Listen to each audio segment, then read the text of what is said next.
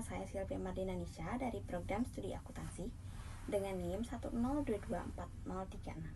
Di video ini saya akan membahas mengenai konsep dasar penganggaran perusahaan untuk memenuhi salah satu tugas evaluasi tengah semester saya. Jadi, apa sih penganggaran itu? Secara sederhana, penganggaran adalah proses merencanakan dan mengatur keuangan perusahaan supaya tujuan yang diinginkan bisa tercapai. Dengan adanya anggaran, perusahaan bisa jadi lebih mudah dalam mengatur penggunaan sumber daya dan mengambil keputusan. Anggaran juga mempunyai dua fungsi utama, yaitu yang pertama ada perencanaan. Perencanaan yaitu menentukan apa yang akan dilakukan ke depannya. Selanjutnya ada pengendalian, yaitu membandingkan antara rencana dengan hasil yang sebenarnya. Tujuan dari penganggaran itu cukup banyak, diantaranya yang pertama ada untuk merencanakan kegiatan operasional perusahaan.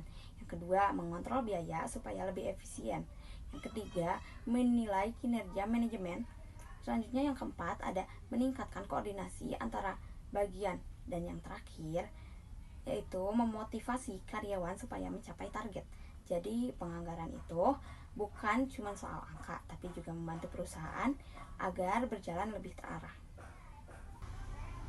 Secara umum, anggaran dibedakan menjadi dua jenis, yaitu yang pertama ada jenis anggaran operasional.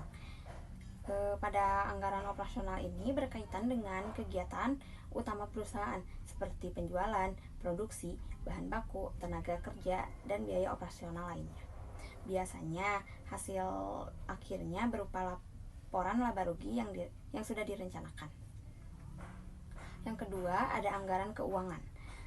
Pada anggaran keuangan ini berfokus pada kondisi keuangan perusahaan seperti anggaran kas, neraca, dan juga arus kas. Tujuannya yaitu untuk melihat apakah keuangan perusahaan tetap aman untuk masa depan. Dalam menyusun anggaran ada beberapa langkah yang harus dilakukan, mulai dari pengumpulan data, lalu menganalisis data tersebut, setelah itu menentukan prioritas, menyusun anggaran, kemudian didiskusikan dan direvisi. Lalu setelah disetujui, anggaran akan dijalankan, dan yang terakhir dilakukan pengawasan serta evaluasi. Jadi prosesnya cukup panjang dan juga harus dilakukan dengan teliti. Pada penyusunan anggaran juga mempunyai beberapa tantangan, misalnya data yang kurang akurat, perkiraan yang terlalu optimis, atau perubahan kondisi ekonomi. Nah, untuk mengatasi semua itu, perusahaan bisa menggunakan data yang lebih valid, membuat beberapa skenario anggaran, menyediakan dana cadangan, dan melakukan analisis risiko. Dengan begitu, anggaran jauh lebih realistis dan siap menghadapi perubahan.